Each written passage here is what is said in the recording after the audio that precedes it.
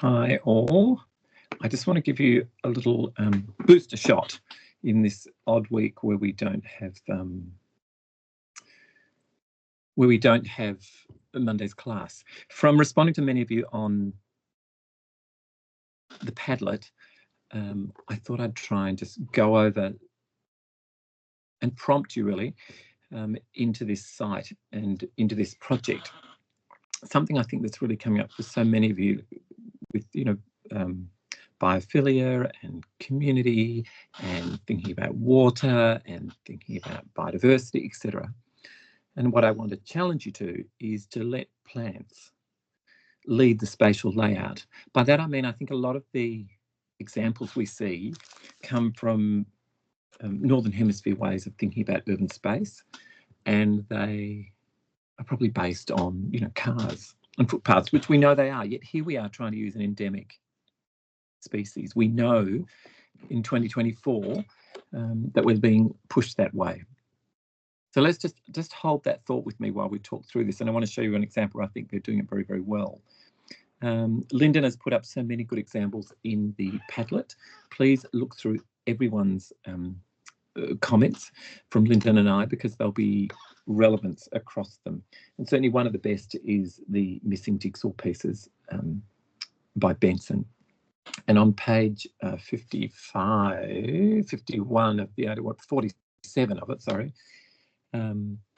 plants of the clay plain scrub forest. So these seem to be, from the maps in there, the plants to be thinking about as far as endemic there. You may know something more than I do from term one, but these are the kind of plants we're looking at. These are not easy plants to use in the public realm. These are not a classic pear tree or a plane tree or a crepe myrtle or even a sort of taller eucalyptus that might, or even a mid, 10 metres high, like the scribbly gum, that, it can be a very lovely tree for streets because it's got a clear trunk and it provides a sort of dappled shade. Some of these plants are tricky to use. And I think what you need to start thinking of doing, or start thinking, is almost a completely different spatial layout of the public space and of the street. We know many of these trees and plants grow crooked. They don't grow straight. Look at that, Melaleuca decora and Melaleuca nodosa. They are tricky to use, let's say, as a street tree in a street. They can be prickly and they're bent. So maybe you're better to be looking at larger spaces and rearranging where footpaths are, etc. I just want to draw your attention to that document and those plants. Let's have a little look at. I think this is Eucalyptus racemosa. Now again, not straight trees, utterly beautiful. This may be hemistoma, Eucalyptus hemistoma. It's a scribbly gum, and I've photographed it up in the northern suburbs in a car park. But it's doing a very good job there as a clump of planting. But what's been important there is the width, the spatial layout, and the width of that planting bed. This is not a car park that would suit singular tree plantings through. So this idea of copses and clumps of plantings may be something to think about. Now, a project that I think does do this very well, I am just jumping around, I haven't really put this lecture together, I'm just kind of having a few thoughts. It's down in Melbourne, and it's the New Quay precinct down in Docklands. And I'm sorry, some of these photos are a little bit friendly. Kath Stutterheim and her daughter there, Andre. Kath was the principal lead designer for it 10 years ago with Aspect down in Melbourne. They just won the state award for it only last year. It's been 10 years in the making. It's part of a very new precinct down there. You can see the developments around there. Not so dissimilar. 1, 2, 3, 4, 5, 6, 7, 8. I can see 8 stories on that floor, on that building to the right. But look at the planting beds. Look at the sort of dimensions of the space. Look at the materials of the space. We've got gabions allowing water flow as walls and retaining walls. We've got mass plantings. We've got buildings that have poles at an angle that happen to pick up quite nicely the local eucalyptus that cats use there. Again, we've got a nice thick bed. We've got a retaining wall that picks up the topography, so it would be also a bit of a seat. We've got the building talking to the plantings in this idea of non-straight trunks. Now, you don't have control of that, so to speak, but I just, I think it's going to be tough to think, oh, I'm doing all this in street trees and I'll use a straight tree, etc. I think that's tough. The public spaces and seating are generous. Here we have a concrete sort of 3/4 oval with grass trees within the middle of it. And the granitic sand path, meaning we've got a porous path. Mostly local species are used throughout. Bench seating over there on the right. Here we are snapping a few pictures. Kath hadn't seen it for a while. Sorry, we're all being happy times. Kath and her daughter Andre, hello, hello, hello. Here is a smaller kind of open little space.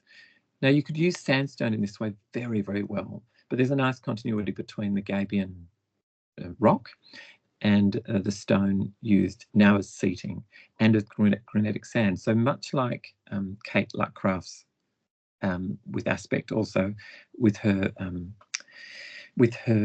key quarter precinct in Sydney, where we have a very tonal blend, I suppose, of the vertical sandstone buildings to the polished sort of seating. We've got a kind of consistency of tone here, which I think is really consistent, beautiful. I think it's lovely.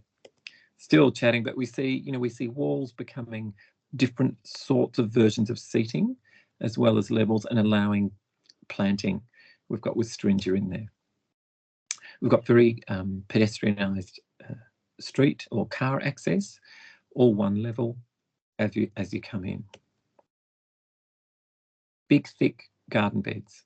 Banksia integrifolia there, I am guessing. A suggestion of materiality there. Handrail there on the left, Corten steel, ramp there, wide, nice wide ramp. Here's a little pan around by me. Some council rubbish bins there. There's that wide ramp. We all had a clickety-click. This is a couple of years ago, actually. Lovely concrete seating. Sorry, bad. Oh my God, sorry. But you got a sense of it before that camera took off. The use of concrete.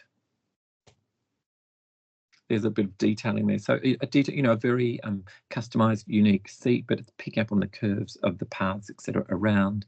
And I suspect that's a POA grass there. Now, in the clay plain scrub forest, we've got, typical grasses are things like Phragmites australis. I know a couple of you are looking at contaminated soils. Phragmites australis is very good as a phytoremediating plant. How do you bring that kind of language of grasses into the surfaces you use in an urban plaza? And I think this is a lovely example of it. The sort of wispiness of the grass and the solidness of the concrete.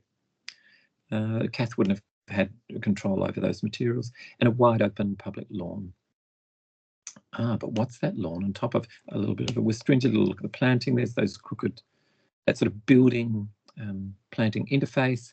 I'm very interested in what's happening down there on the left, those Gabion walls there, as the entire park is above a car park. And this is the entrance to it. Beautiful, beautiful use of Gabions here. There's a little film. Not that one, but a beautiful sweep of a curve here, and the top left off the Gabions there. There we go. We can have a little read. It feels a little, Spanish Gaudi to me, but the entire park sitting on top of that car park, and then we get this lovely curved line. New Quay Central Park. Docklands Drive, so you get a sense of the scale. not sure how this goes up the top. I noticed when I was there, certainly small children could, so they've wired the edge, and I guess people can sort of sit on it a bit. I did. But, you know, kids could kind of pick those rocks up and ditch them around a bit. Anyway, no one seems to be overly concerned there. I mean, there's a bigger issue here, and Lyndon has put a connection with a Catherine Bull Landscape Australia review that came out just a few days ago. It's now on Padlet. It's in somebody's review, I think, the issue about concrete canals. I think it's in that Padlet. Is that you, Emma? It's a very, very good read because it talks to the longer term management of these sort of spaces with all the sort of aspirations. Handrails down steps, Corten steel, drainage. You know, there's a lot to like in this park that's working very, very well. Safe, open, materials of the site docklands. There's a lot of boating, etc., down there, and the stone being used. But anyway, the whole space has I guess a sort of bushland school kind of feel about it, which feels unique down in Melbourne. Now, the other thing I wanted to show you whilst we're here is a kind of different space altogether, because I do want to keep this short. And I have mentioned it to Davis, I think, but this is outside a library in Spain. And this idea of public space on the corner here, I think is very lovely. Maybe think about it. You know, how do you create safe connections? How do you create walkable environments? We know the more seating, more amenity, the better. So now we have a combination of a guardrail for the traffic and seating. And it's at a very busy intersection that connects this district with central Barcelona, and it's outside the public library. But I think that's it's by Josep Linas and Joan Vera.